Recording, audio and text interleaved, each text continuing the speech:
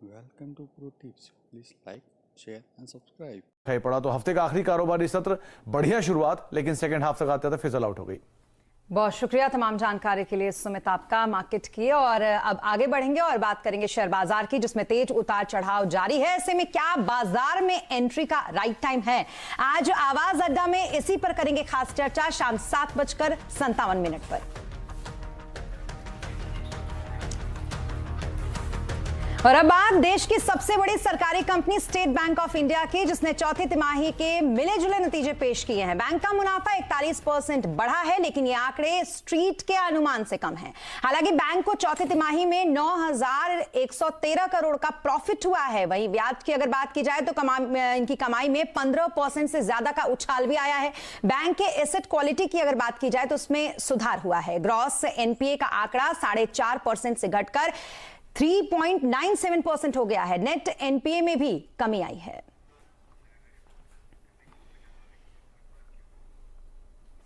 और अब बात एलआईसी के आईपीओ की, जिसमें अलॉटमेंट रेशियो तय हो गया है। डिटेल्स के साथ मौजूद है हमारे साथ यतिन बताइए क्या कुछ है इस पर डिटेल।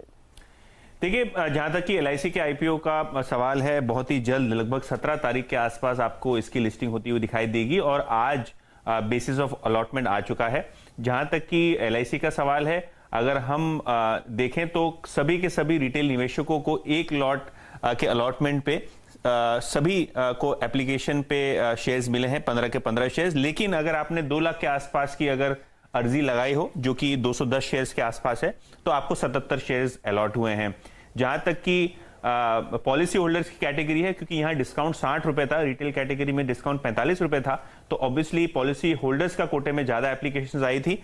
और यहां अगर आप 210 शेयर की एप्लीकेशन कर रहे हैं तो लगभग 48 शेयर्स आपको अलॉट होंगे। हालांकि अगर आप देखें तो एक लॉट का एप्लीकेशन अगर आपने किया हो, क्योंकि ओवर सब्सक्रिप्शन ज्यादा, तो जरूरी नहीं है आपको यहां एक लॉट मिले, क्योंकि ओवर सब्सक्रिप्शन के चलते यहां लॉटरी सिस्टम के हिसाब से अलॉटमेंट होगा। जहां तक कि इंस्टीट्यूशनल इन्वेस्टर्स और एचएनआई इन्वेस्टर्स का सवाल है, यहां प्रो राटा बेसिस पे सब्सक्रिप्शन के हिसाब से अलॉटमेंट आता हुआ दिखाई देगा। बहुत शुक्रिया तमाम आईपीओ के इस बात को समझाने के लिए, और दर्शकों के काफी काम की ये बात भी होगी। बहुत शुक्रिया यतिन। आगे बढ़ेंगे और बात अब करेंगे टेलीकॉम कंपनियों की। अब छोटे टावरों के जरिए तेजी से 5G नेटवर्क लगा सकती हैं। दूरसंचार विभाग ने छोटे टावर के लिए सरकारी मंजूरी को अब खत्म कर दिया है। अब कंपनियों को छोटे टावर लगाने के लिए रजिस्ट्रेशन कराना होगा। 5G स्पेक्ट्रम की नीलामी से पहले सरकार ने टेलीकॉम कंपनियों के लिए 5G नेटवर्क लगाने की शर्तें आसान कर दी हैं। दरअसल गली मोहल्ले तक 5G नेटवर्क पहुंचाना एक बड़ी चुनौती है।